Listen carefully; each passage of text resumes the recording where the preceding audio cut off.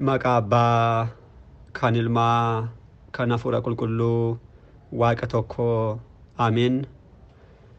Dhiifamaa fi tolummaa isaa nuuf baay'isee Waaqayyo Abbaan keenya akka baay'ina cubbuu keenyaa osoo hin taane akka tolummaaf dhiifama isaatti eegee tiksee hanga sa'aat kanatti kan nu ga'e, sa'aatii kanattis immoo qulqulluu kan ta'e sagalee isaa akka dhaggeeffannuudhaaf kan walitti nu qabee maqaan isaa qulqulluun guddaa kan galatoomee fi kan ulfaate nuuf haa ta'u. Maatiiwwan Waaqayyoo, ijoolleen haadha keenya qulqulleettii Dubroo Maariyaam bakka adda addaa taa'uudhaan sagalee kana kan dhaggeeffattan hundumti keessan maqaa gooftaa keenyaaf fayyisaa keenyaa Iyyasuus Kiristoosiin nagaan isin gaafadhaa.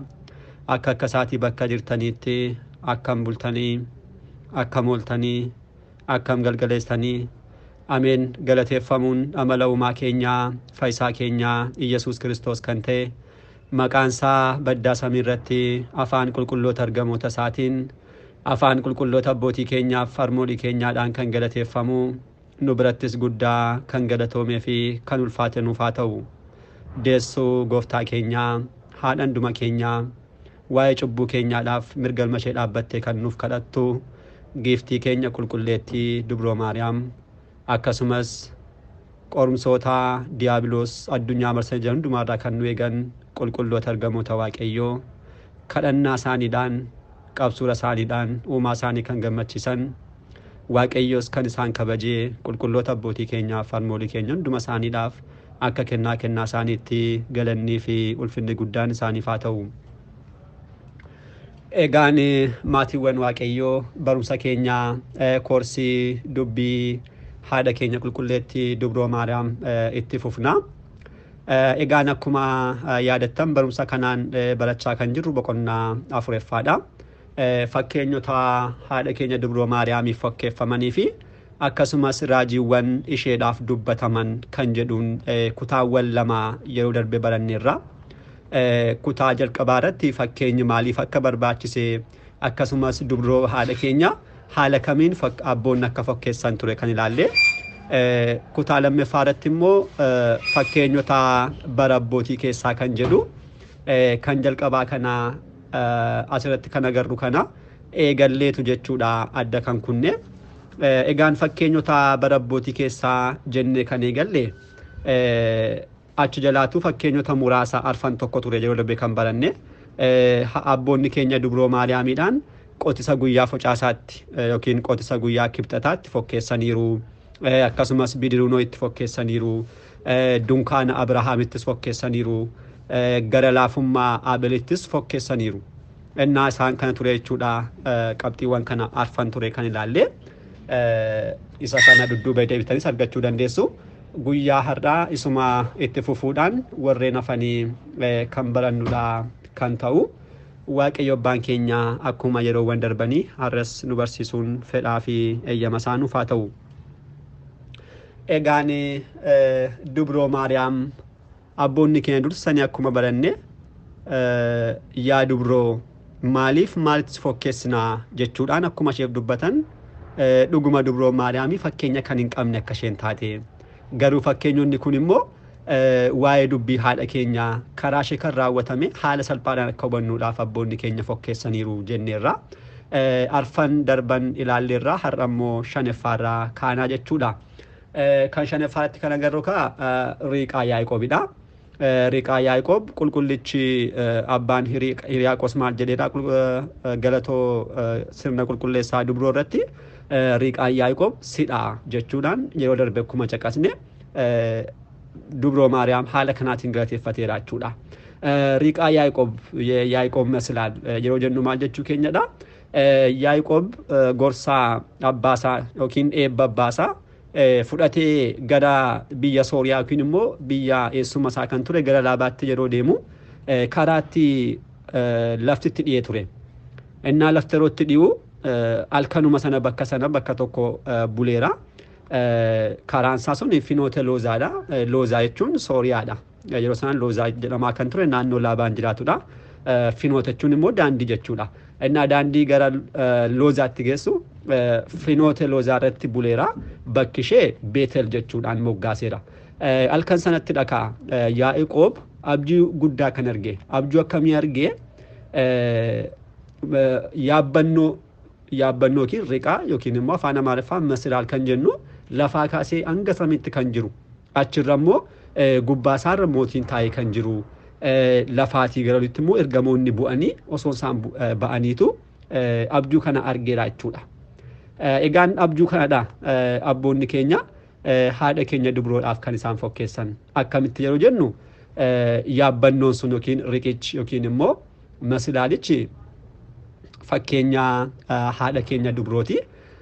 Ergamoonni immoo fakkeenya gooftaa keenyaaf fayyisaa keenyaa Iyyasuus Kiristoosidha. Akkamitti fakkeeffama ergamoonni riqaa sanarra yookiin yaabbannoo sanarra bu'anii gara oliitti ba'a akkuma duran gooftaan keenyaaf fayyisaan keenya Iyyasuus Kiristoos bara baraaf jiraachaa kan ture ammas bara baraaf kan jiraatu karaa haadha keenya qulqulleetti dubroo Maariyaam gara lafaatti dhufee ishee keessa bulee ba'ee deebi'es immoo gara samiitti ol ba'eera waan ta'eedhaaf haala kanaatiin abboonni keenya dubroo Maariyaamidhaan riqaa Yaaqoob yookiin yaabbannoo Yaaqoob jechuudhaan galateeffatu jechuudha. Kan jaffaa immoo sabbata waaqayyoodha.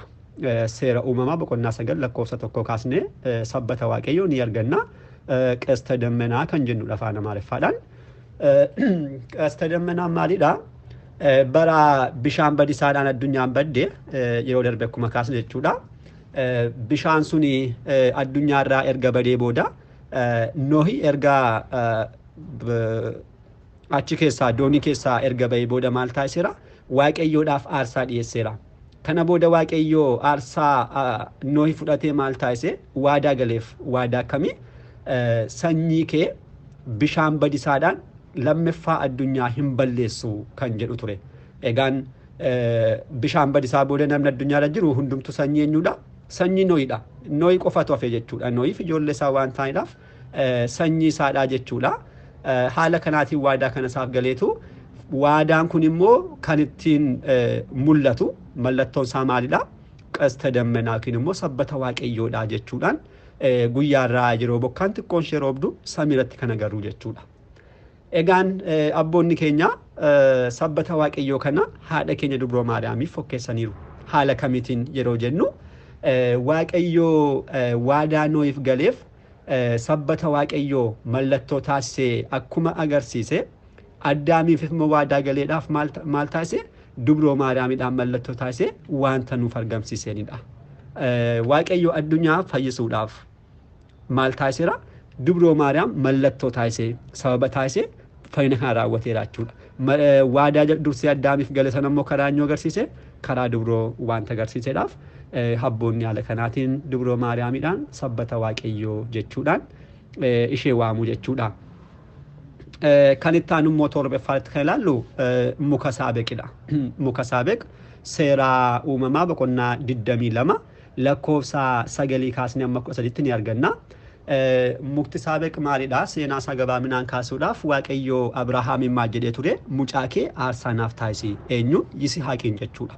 Kana booda Abrahaam baay'ee nama dinqisiisaa waaqayyoon waa tokko gaaffii tokko hin gaafanne yookiin ittiin deebisne tole jedhee fudhachuudhaan maal taasise gara tulluu Mooriyaam guyyaarraa tulluu Qaraaniyoo kan jedhame gooftaan keenya bakka itti fannifametti geessuudhaan mucaasaa kana aarsaa waaqayyoodhaaf taasisuudhaaf geesse jechuudha.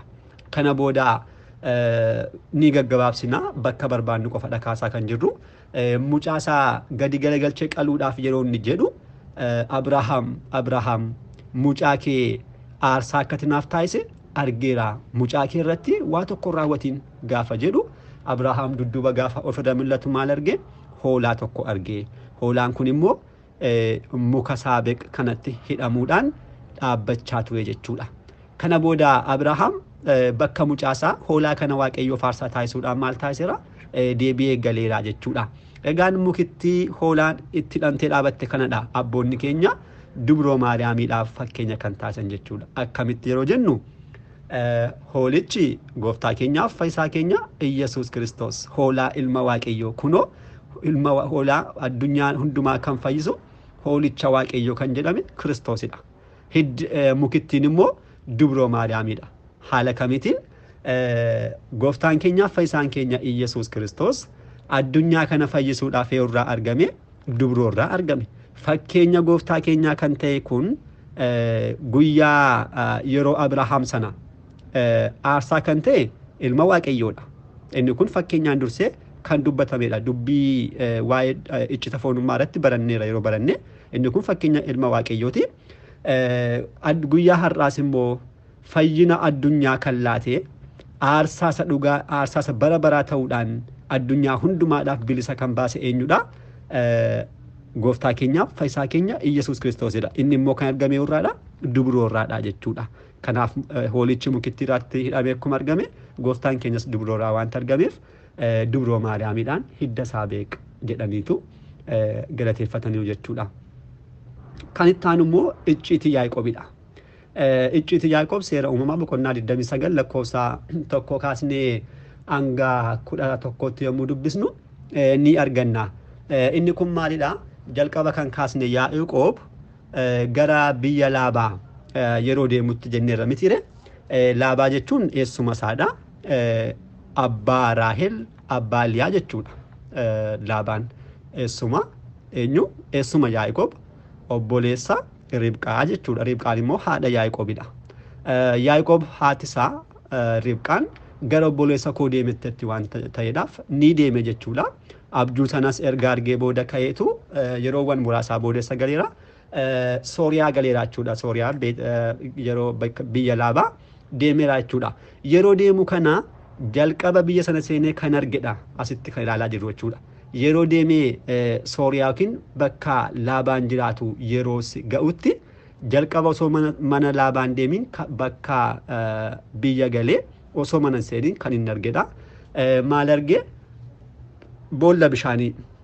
Boolla bishaanii bakka hoolonni bishaan irraa dhuganidha. Tiksitoonni hoolaa isaanii fidatanii dhufuudhaan bishaan obaasuudhaaf dhufaniitu dhaabbatu.